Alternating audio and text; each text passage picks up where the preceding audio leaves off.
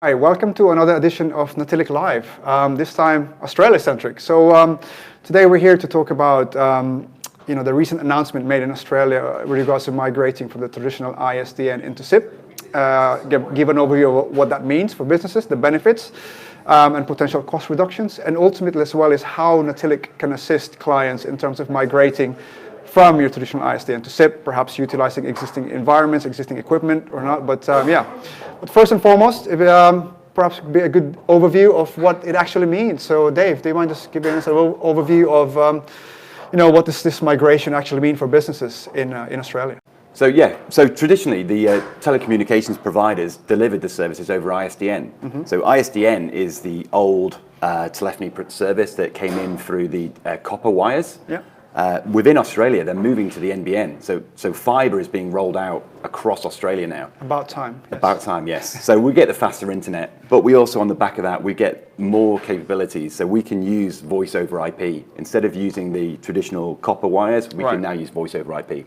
SIP is Session Initiation Protocol. It basically means setting up a call over IP. So voice calls over the internet. Exactly right. Business grade. Okay. And what benefits would businesses have in this? That's all in terms of migrating. Do they have a choice actually? Is there a way of negating moving to SIP? Can we stay in ISDN forever if I have a business, or there is no choice? And how long have I got? So some of the big companies in Australia, they're already announcing an end date. It's not a hard end date yet, but they are saying, certain companies are saying by 2022, there will be an end to ISDN services. Okay. So that's there's already seeing that you can't order ISDN at the moment. You can only order SIP. So if you're putting in a new solution, you will be getting SIP, and they're looking to get everyone off ISDN. There will be a date when no more ISDN services will exist in Australia. Wow, okay, so there's no choice, it's got to be done. And in terms of, I guess from a design perspective, is there a traditional way of designing it? Is there a different solution do we lose their DDI numbers, or can they keep their existing numbers or pull that across? What does that look like? And yeah, it would be good to see as well if there's a way of showing what a traditional ISDN look like and what a typical SIP design would look like from a client's point of view, and outline the benefits of that as we go along.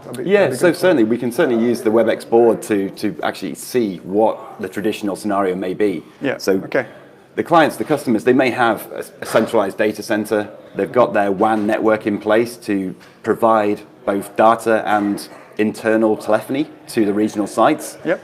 But then we would always see that the ISDN would be in a point-to-point relationship with those locations. Yeah. So all the Queensland calling numbers will be coming into a location in Queensland, and likewise for New South Wales and Victoria and wherever else they haven't. So this is the traditional deployment of ISDN today. This is how we would see things at this point in time. Okay. So with the introduction of the SIP piece, we can now see that these regional circuits are no longer required.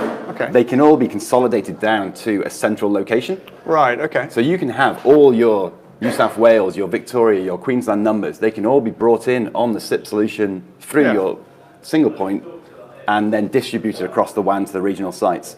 So straight away, you're taking it back from 3 circuits down to 1.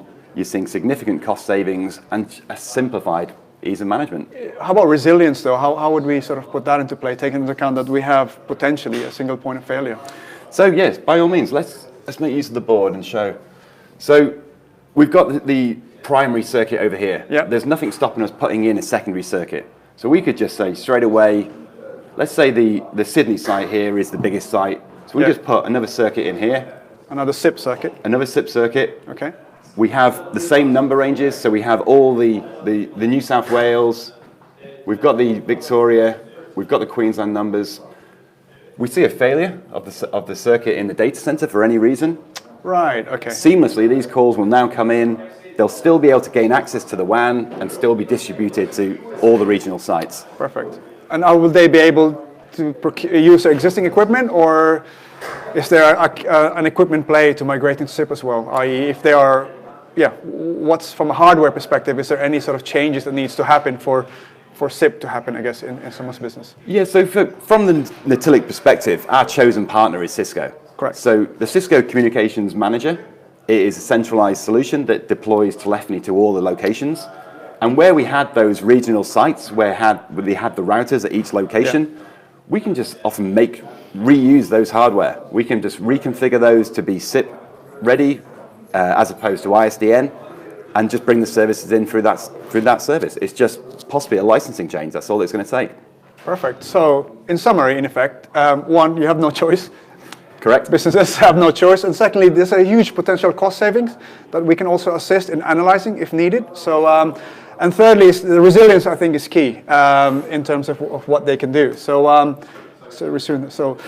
from our perspective, I guess the last point from us is how we can assist clients in this. So there's two ways Natilik can assist our clients in migrating from ISDN to SIP. The first one would be we deploy an end-to-end solution using Natilik SIP as a service, so we can design, we can deliver and support, and also do the billing for all our clients, SIP circuits moving forward, migrating, porting the existing numbers to a Natilik SIP environment. That's one. The second option is for us to manage the SIP migration on behalf of our clients. So we can work with the existing carriers, the telco providers, on behalf of clients, and again, designing it and deploying it, and then handing it over to the client once it's all fully live. Yeah, and we have multiple experiences of doing exactly that. We can take the full ownership of the project. We can work with the telco providers. We can coordinate the timings around getting these SIP services in, porting the numbers across, carrying out the testing, and then decommissioning those ISDN. Yeah, so with that in mind, thank you very much. If you're, keen to find out about more information about this migration and what we can offer, please click on the link on this video.